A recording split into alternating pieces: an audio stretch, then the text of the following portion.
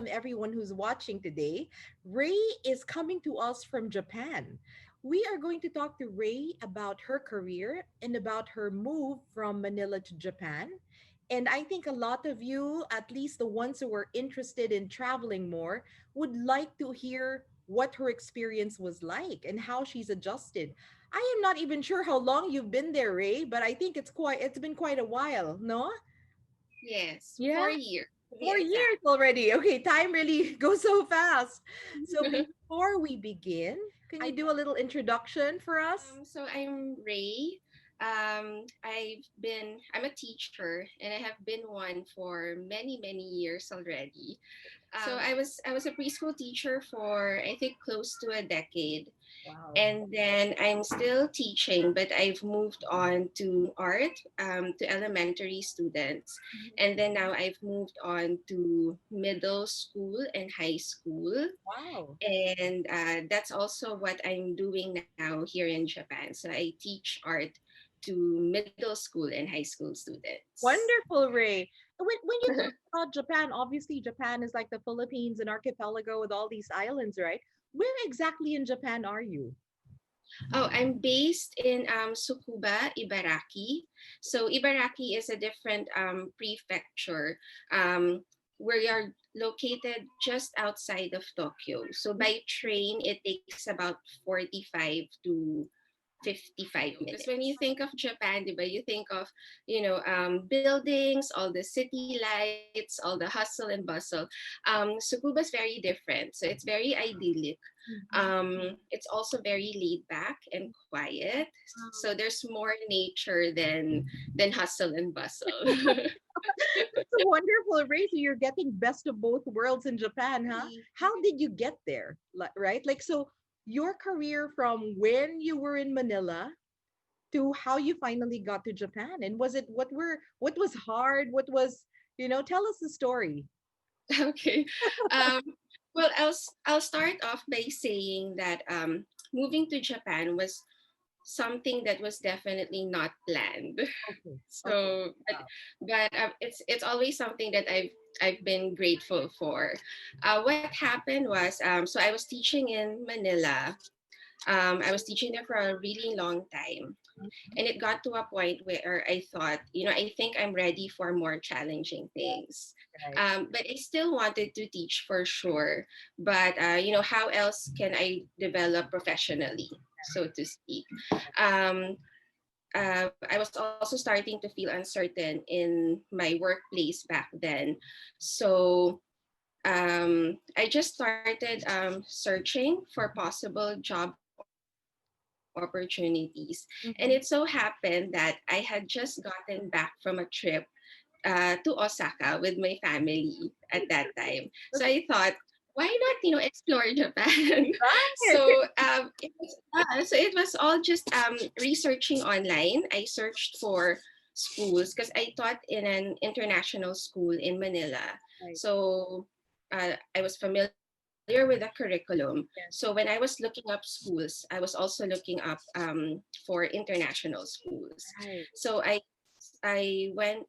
saw several websites for schools here in Japan, and then I saw one. This school had an opening. So I thought lang, why don't I try? There's nothing. I have nothing to lose anyway. So I sent in an application. And then I was very surprised when I heard back from them. They were requesting for an interview. And then it happened so fast. So a week later, after sending the application, I was interviewed through Skype. Mhm. At the end of the interview, they offered me the position. Goodness, really And good then, for you, yeah, Ray. yeah, that's what everyone says. That's what everyone says. Mm. So the school year in Manila was just about to start. So first week of August, I had signed my contract in my school back then for a new school year. And then initially I did not want to accept the job because of the circumstances. Yes, yes, Um, I had just signed the contract. I was getting ready for a new school year, and then, to be honest, I wasn't really ready to leave the Philippines because, as I mentioned, I was just like, I'll just try applying. I wasn't really expecting to get the position, and then there was also, because I'm married, so there was also my husband to consider. Was he also willing to move if I do accept the position? So there were so many things to consider, but basically I wasn't ready. But my husband and then my family also, they were all encouraging me to accept it. I remember them telling me, oh, what if you look back and then years from now you wonder what if you didn't accept the position. So, and then I remember back then, my mom was telling me, pray for it. If it's really for you, then things will be easy. And you know what? It couldn't have been truer that time. So I did pray for it. And then surprisingly, things just really got easier. So I think the most challenging part was the waiting, the Right. visa and everything. So I accepted the position in late July, early August, but I only managed to arrive in Japan November. Wow. So it was a really long wait. Yeah. But yeah, for the visa and everything. But otherwise, everything was really I, w- I wouldn't say easy, but I guess everything was meant to be. So Right. that's why it seemed so easy. I would How have to say. wonderful. Right, how Mm, wonderful. And Ray, you know what? When you were telling your story and I heard you inject the whole advice of your mother. When our mothers talk, usually there's wisdom to it, you know? So, yes. I'm so happy that it all worked out for you because Yeah, they really do know best. yeah, they do.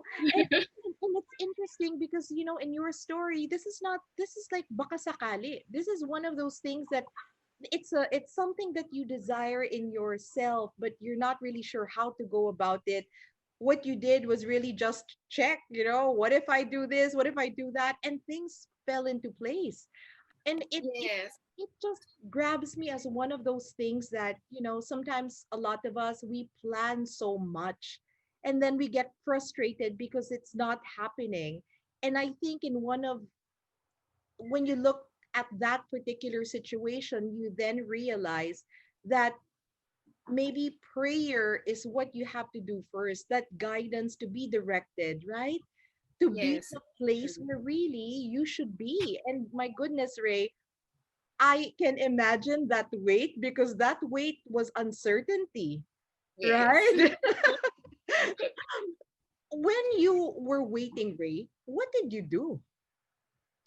Oh, okay. That's a really good question. Okay. Um, when I was waiting, I was making, so to Oh, speak. love it. Yeah, Okay. yeah. So when I was still in Manila, because I on the side, as I like to make things, I like to do crafts and stuff.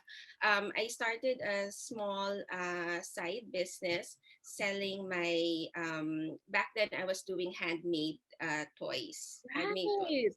Yeah. So um, during the waiting, it so happened that my husband and I received a very big order. So someone reached out to us and asked us if we could you make a felt map? So and then this is how it looks like.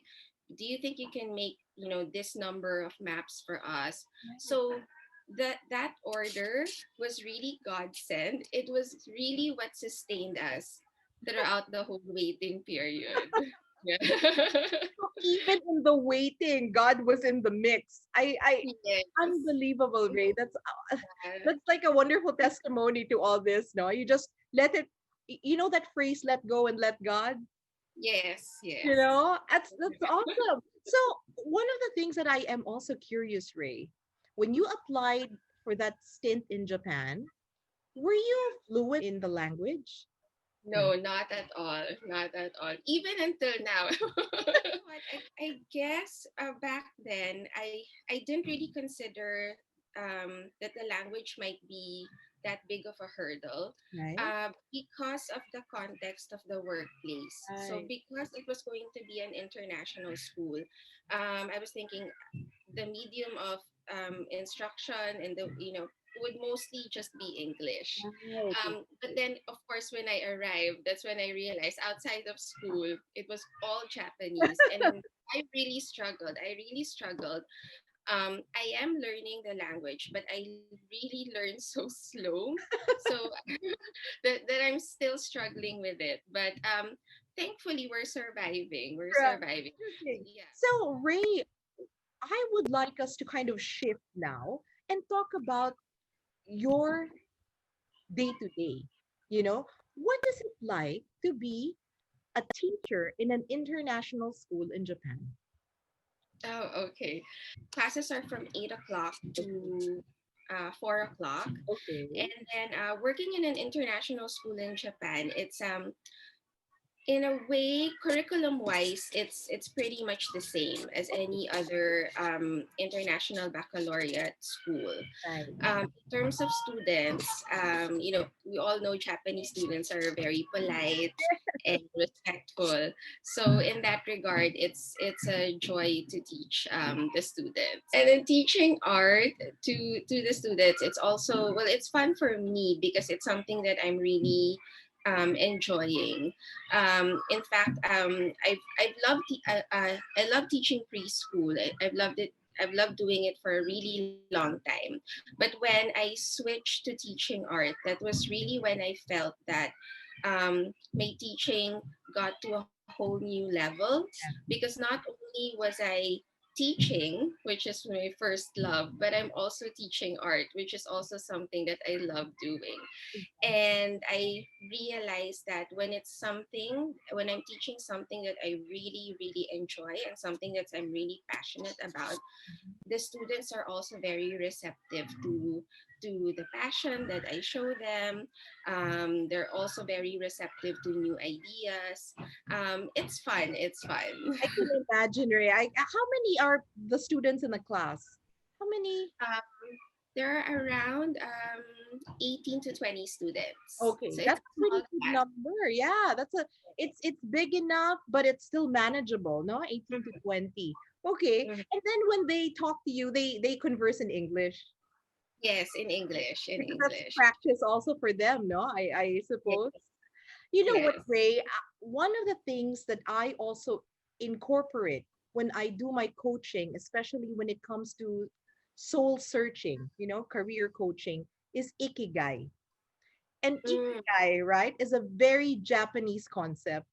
And as mm-hmm. you were telling me how you were living your passion and living your first love on teaching, oh my goodness, the ikigai picture, the diagram was forming in my head because you're Oh, one of those very blessed souls, Ray, who's really living your passion and living your purpose. I am so proud and very happy for you. That's awesome. That's really amazing. And it thank all you. started, of course, and it all started because you took a chance, no? How Mm, wonderful. How wonderful. yeah. So, Ray, just to get into your story a little bit more, what do you think are the challenges? First of all, I'm I'm very big on planning.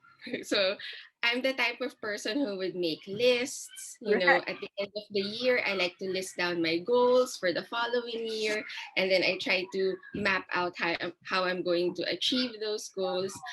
But given my experience with how I got to where I am right now, I've learned that you can only do so much planning. Okay, with setting goals, there is only so much mapping out and controlling that you can do. But in the end, I think you've mentioned this also earlier. It's really God's will in the end. And then, of course, there would also be the question: is how do I compromise? Can I do that or something like that? So that was something that was a very big challenge. How do I give up control? In what aspects of my life am I willing to let go some more of that control? And then how willing am I to be receptive as to what's really meant for me? Yes. And I guess I I was able to overcome that one. Well, first of all, through prayers, because it's the only way that I can communicate with God, and He's really the. It's also His way of letting me feel that don't worry, I've got your back, and Yeah. things will be okay. And then it also helps that I have my husband with me here. So if I'm struggling with something, he's there to listen, he's there to support. I'm very lucky that I'm not here alone, because it can be lonely. My family's away, but things are so much more bearable and manageable now that I have my husband with me. I guess at the end of the day, it's really knowing that there's God's comfort with me, and that it's manifested in my husband, in our families, in the support system that I have here in Japan, and not only in Japan, but throughout the whole journey, everyone who's been with me, who's been with us, Yeah. has helped make things okay. Right, right. Oh, that's beautiful, Ray. Thank you for sharing that. And as you were talking to us about that, one of the things that I really thought I'd mention was I've known you through my sister Pia, right? We were together in Singapore when you visited, no? And one Yes. of the things that I definitely can say about you, Ray, is that you're a very nice person, and a lot of us sometimes overthink this adjustment when we are in a different country. But I think the fundamental fact of the matter is be decent, be nice, be approachable, be the person people want to talk to, right? Don't be so Yes. scared, don't be so paranoid, don't be so, right? And then, because that energy is not something that people understand right away, but it's perceived by people around you. But I'm grateful for the small network that I have. It's a close knit circle of friends, and I'm grateful by then to have them. I mean, there is a fair share of struggles. Adjustment has been hard, It's yeah. But so it's an okay a good mix. life. Yeah, it's a good mix. It's a good mix. And I think in your case, you know what? Thank you for putting that across. Because I think in your case, what's also helping is that you're choosing to look at the positives. You're there to enjoy what's going well, no? Instead of Mhm. focusing on all the issues perhaps or all the struggles that every one of us naman really experience. That's good. Mhm. That's good. It's a very positive mindset that you have. So that's good. I think when I moved here, I think this is when um, I gave up the most control Yeah. Yeah. in my life. Because in Yeah. the end, you would, what can you do? Yeah. Yeah. The language is different. Yeah. The customs and traditions are different. It's not like I can insist on what I want. So Right. it was really about having an attitude of okay, what is it going to be? I'll be open to it, Yeah. rather than, but this is how I used to live my life. This is how I live my life. What am I going to do? Right. How is Japan going to adjust to me? It's not going to be that case. That's true. How long do you think, Ray, did you have to adjust from a mindset of control to a mindset of openness? How long do you think was that journey? Well, in my case, I think the most struggle that I experienced was my first year. It was Right. really my first year.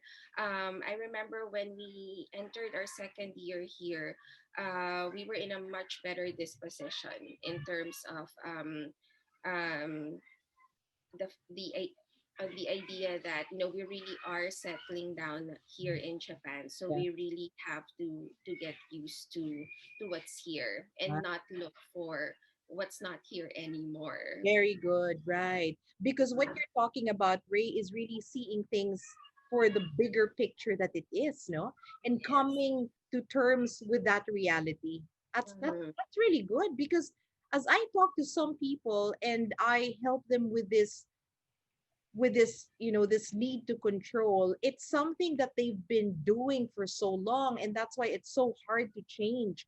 In your Mm-hmm. case, it's a blessing in disguise that you were thrust into a scenario where really you had to adjust. Mm-hmm. Unfortunately for others, it's not that easy because they can always fall back into that kind of situation or mentality and say, Mm-hmm. you know what, it's still okay, but the hard thing is, the more that they do that and the older they get, the more stressed they are. They're so tightly wound up, Ray, that it's the stress is getting to them because their health is being affected already. A lot of countries now are still on lockdown, right? Mm-hmm. COVID is in 2020 and all that. How has your school managed to deal with this reality? Okay. Well, first of all, Japan did not go into lockdown, into complete lockdown. Um, for a time, schools were closed. Right. Um, but then, so we all had to do virtual teaching. So that was a very big adjustment. I remember when our school, um, when it was decided that we would be doing virtual classes, we only had 2 days to prepare for Oh, it, the wow. teachers. Yeah, and then after 2 days, uh, we went live, so to speak. Okay, the virtual classes. So that went on for I think from March Right. until June. Okay, that's Um, pretty long, huh? yes, That's still pretty long. yes, Okay. very long. So and then there was summer, Uh-huh. but then at that time, the number of cases here in Ibaraki was already decreasing, and Right. then to begin with, our numbers weren't really as high as in Tokyo, for example. So when the new school year started in August, we were Mm-hmm. all able to come back to Wonderful. campus. Have to wear masks. We can't really, students cannot really mix with other classes or other grade levels. So there are still those safety measures. Right. But um, as a teacher, I'm very happy that we're back in classes because virtual teaching is super difficult, That's true. super challenging.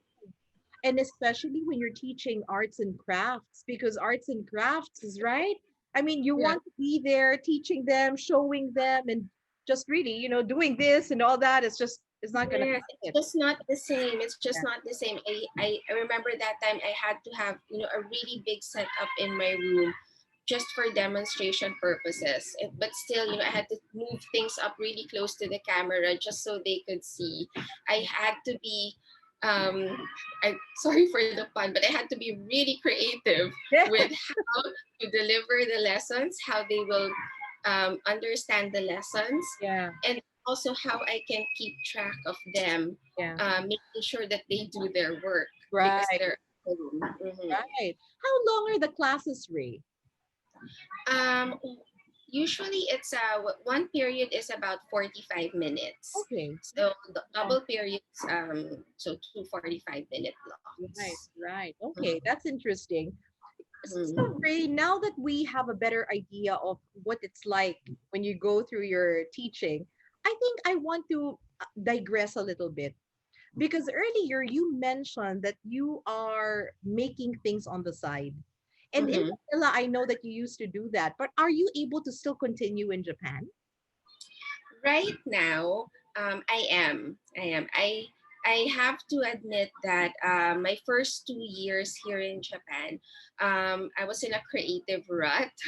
I still wanted to make, but I couldn't Yeah. because for one thing, I didn't know where to look for Yeah. materials.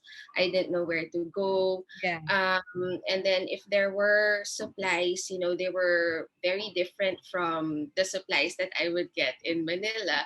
So, but I still, tried every now and then Yeah. to make something. Yeah. And then now, yes, I am making again. Right. One of the first things that I bought was a sewing machine.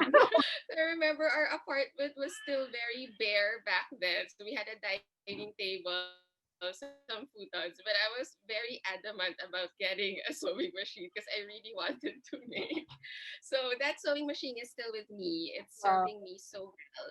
And yeah, every time I make, that's, I'm in the flow, so to Yes. speak. So Yes. I'm very, very happy. That's great. Mhm. Would you happen to have some things there that you can show us? Oh, okay.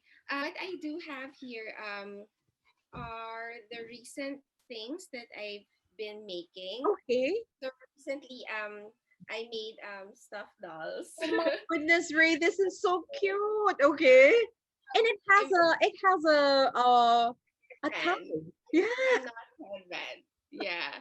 And then I love this one because I'm using Japanese fabric, Yes, I and can then see. it comes in really beautiful prints. So Right. when I was making them, I was just mixing and matching prints, which was Right. really the main thing that I enjoyed about making this one. I love So it. And you know what? I think I also love it because Ray of the shape.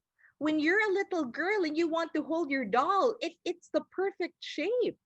yes, you know what? That's I'm so happy that you noticed that, because when I made this one, I purposely did not include arms Yeah. or legs, Yeah. because my image of kids using this one Yeah. was them cradling it. Yes. Yes. Yes, the shape is really perfect for cradling. So that's how little girls play with their babies. They would let them sleep and Yeah. stuff like that. So I was thinking, they don't really need the legs and Yeah. the arms, Yeah. when they cradle. They just really want they're cradling a baby, so to Yeah, speak. that feeling. Yeah. It's Yeah. beautiful. May I see this other one? I think these are different. Yeah, different colors too. Okay, so you're selling them from Japan and you're shipping worldwide, I suppose? Yes, Okay. yes. Okay. I am. Great. So I also have other colorways. It's in my Instagram. They can Okay. check it. Okay. I recently joined an online craft fair. Okay. So it's a group of Japan-based crafters. But because of COVID-19, so craft markets are not being done. So Yeah. we did it online. So that was when I launched these dolls. That's perfect, Ray. That's wonderful. Your knowledge in education and your knowledge when it comes to dealing with kids is really is really beneficial when it comes to design of your products. Because Mm. right? I mean, can you talk to us a little bit more about that? I'm very glad that you brought that up, because the seed really for the handmade toys and handmade learning resources that I make, that was really born out of my teaching needs at that time. Perfect, perfect. Who would have thought? No, who would have thought that other people would appreciate too? I am so inspired, Ray, by that idea because one of the things that we want to also encourage people is to really look at the skills that they have and see how they Mhm. can, share it with others, but also make money on the side. No, so Yes. that idea of being enterprising that way, I think is a very good skill to have. I think I read somewhere that when you really want to do something, or when you really like something, Yeah, um, you you don't find the time to do them. You yeah, make the time for them, and that's something that, it's not very easy to do. I have to admit that, yeah, but I try to be intentional with yeah, it. So, an hour in yeah, a day yeah. just to make, if I can just devote an hour, that's already a lot for Right, me. I'm right. already very grateful for that. Yeah, Um so what I try to do is I set aside some time, let's say on weekends, yeah. and then to make, and then what I am trying to do right now, which is working out really well. Hmm. There are days in the week when I wake up an hour early just to. Wow, dedication. That's Yeah. So amazing. I'm very happy about, because I didn't think that I could do it, because Yeah, I could wake up at 4 o'clock in the morning Wow. because I would get ready for work at 5:30. Right. So I would give myself an hour and 30 minutes Right. on maybe 2 or 3 days a week Yeah. for baking. But you know what? Because it's early, the house is quiet. It's really I found myself to be really focused in Yes. that time, and Very it's nice. very surprising that I can accomplish more Yeah. than if I had, let's say, 3 hours on a normal day trying to squeeze in creative work. Yes. um, it's not easy. It's not easy. You really do have to make time for it. But one that's a great tip, Ray, because I know what you're talking about. That carved out time first thing in the morning when nothing Mhm, is still moving and the world is very quiet and you're there mhm. just focused. I love it. How long, Ray, does it take you to make one doll? Um, one doll, I think maybe 2 to 3 hours, Two two to to three three hours. hours. Yeah, because they're Wow. still cutting out the patterns. Oh, right. And then there are also times because I really wanted to look perfect. So that's why Yeah, it takes of me course. long because I'm like, I want it to look really, really good. Yeah. And I just want to share also Please. um that bit about waking up an hour early Yeah. to make Mm. before I start my workday. That idea actually came from one of my students. Wow. Um, yes, because I was having class with them, and then I overheard one of my students telling his classmates that, my work routine or my study routine at home. Yeah. He was saying when he gets home he would rest, Yeah. he would have an early dinner, Yeah. and then he would sleep early, like Right. around 8 o'clock or 9 o'clock. Right. And then he says he would wake up at 1 o'clock in Yeah. the morning. Yeah. So and then that's when he would do his studies. That's when he Right. would do his homework. And then I asked him, "Does it work for you?" Yeah. And then he says, "Yes, I'm well rested, Yeah. so I'm focused. The house is quiet," he said. "So I have no distractions. My friends are all asleep, so I have no one to text or no one to send messages through Yeah. Facebook. So I really have only my homework to focus on." So that's when I thought, hey, maybe I could do that. I could wake up earlier. Right. Because now Yeah. I'm thinking, you know what, for any parent out there, maybe this is something you would like to also teach your kid. Because I think one of the problems now is that children force themselves to wake up, to be up so late into the evening that even Mhm, if they slept, they're so tired in the morning and then they mhm, complain they don't have time to study. But really, it's in the scheduling. There's mhm. wisdom in really scheduling. And I'm so happy that that student of yours found that way and decided to share it with others too. Yeah. And because he's focused, he gets to finish his work early. And Right, if there's still time, then he says he goes back to sleep. right, right. Amazing, Yeah. So he amazing. still gets the same amount of sleep. Yeah, yeah. So yeah. And And then rest, he's no? productive. Yeah. Yeah. He's not grouchy in the morning and he has work to submit to school. Yeah. Wonderful. True.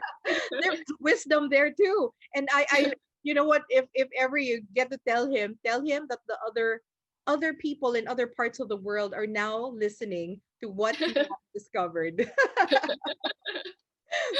So, Ray, I know it's your lunch break, and I really am so grateful that you've given us this time to listen to your story and learn so much from you. As we wrap up this interview, Ray, what do you think are nuggets of advice that you can give to teachers like yourself who want to explore maybe a working job abroad or anything that you feel would be good to share? Okay. Well, first of all, I would advise other teachers to be courageous in finding their own path. Right. Um, it may be outside of the Philippines, it may be in the Philippines, but it's very important that they know what it is that they want with their lives, and they are willing to look for opportunities that will give them the kind of life that they want. Mhm. And when that opportunity comes, they should be courageous enough or brave enough to welcome those opportunities. As I mentioned, let go of control. Uh, Let the opportunity um, define how things will be for you, Yes. and you just never know, because paths to happiness are very different. So it's not always what you can control that will give you happiness. So if you let serendipity play its role as well, you will never know how happy you can be. Wonderful, Ray. And you never know where you find yourself next, huh? Yeah. Literally. Thank you, Ray. Thank you, Ray, for that. To all the teachers out there, I want to take advantage of this fact that we are talking to somebody who's living your life, who's walking your path, and who is doing the best that she can do. Wherever you are in the world, to all the teachers, keep on going because we need you. We definitely need you. All right. Take care, Ray. I'll see you again soon. Okay. Yeah, Bye. thank